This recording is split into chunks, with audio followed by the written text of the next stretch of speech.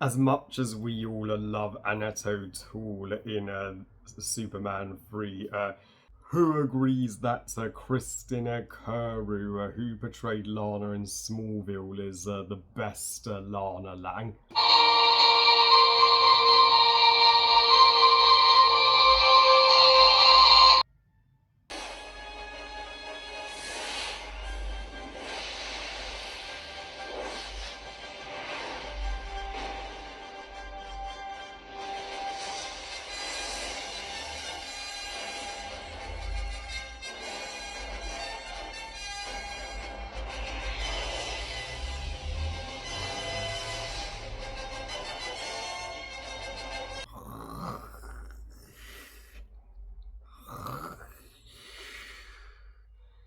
Yawn.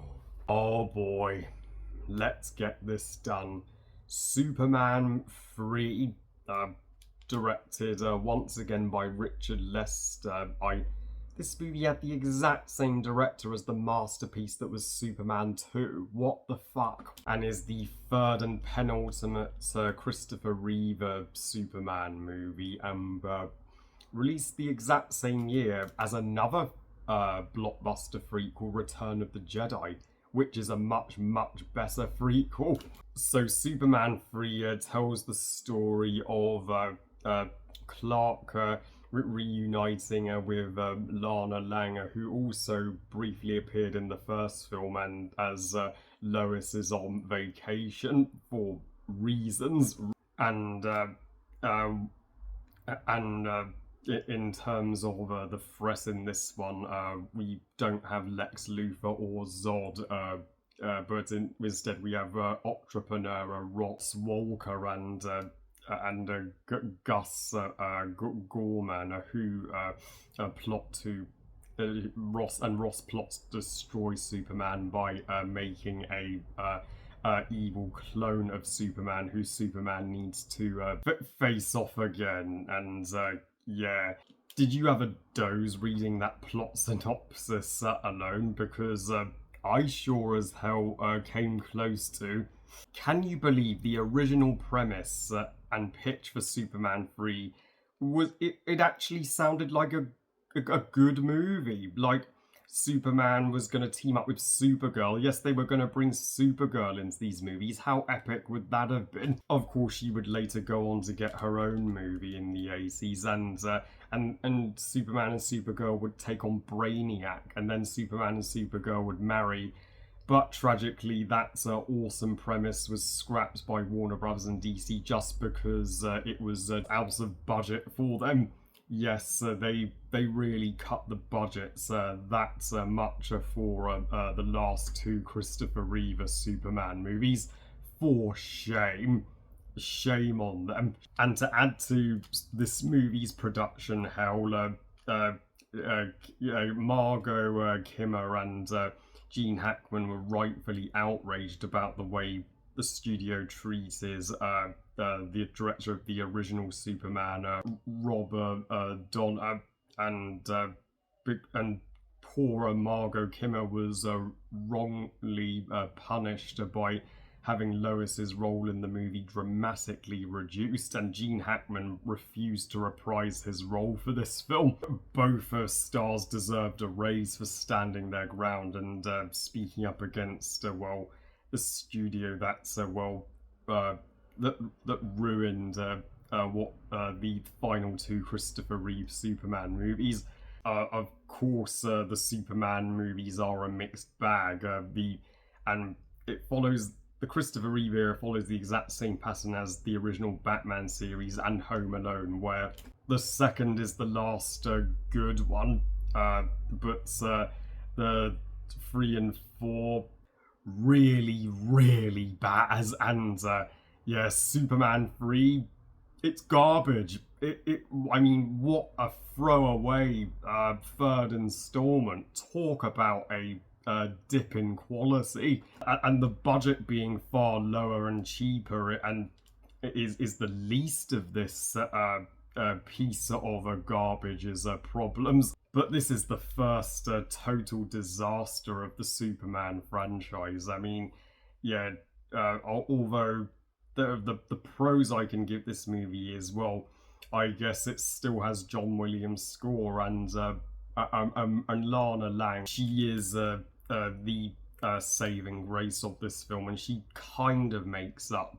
for Lois's absence to an extent. I mean, yeah, it is different to see her and Clark reconnect. Without her, this movie would be even more unwatchable.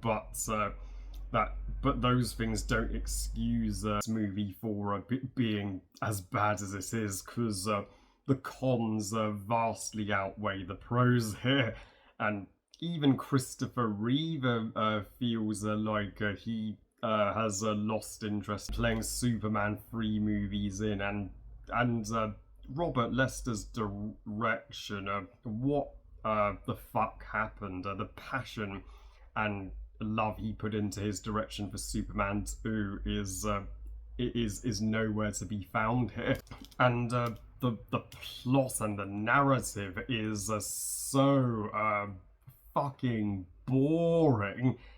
This film is nothing. It offers it adds nothing to the Superman lore or series. It is the definition of a filler movie. Yeah, one you can completely take a nap for when you're marathoning the Superman movies. It feels more like a bland episode of a Superman TV show than a big budget Superman movie. And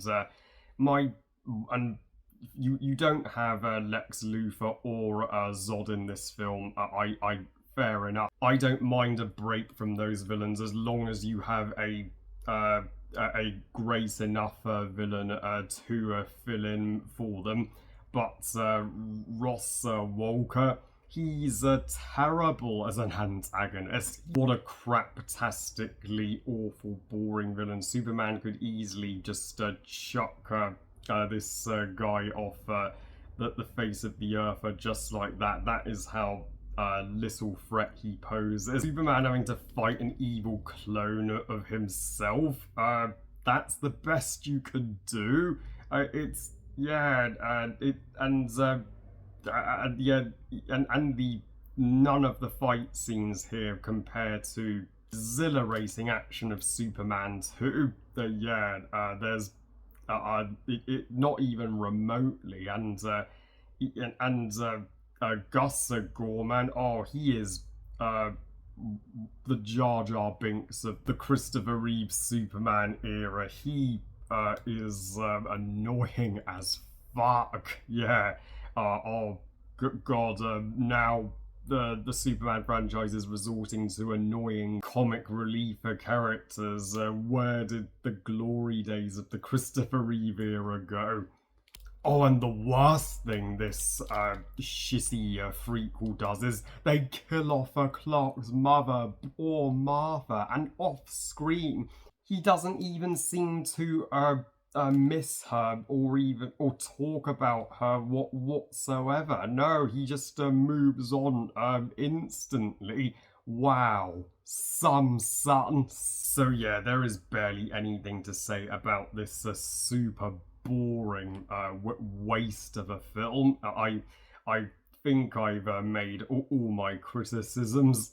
How I wish we'd gotten the original premise of this film instead. It may not be the worst Superman movie, but boy does it come close as the second worst.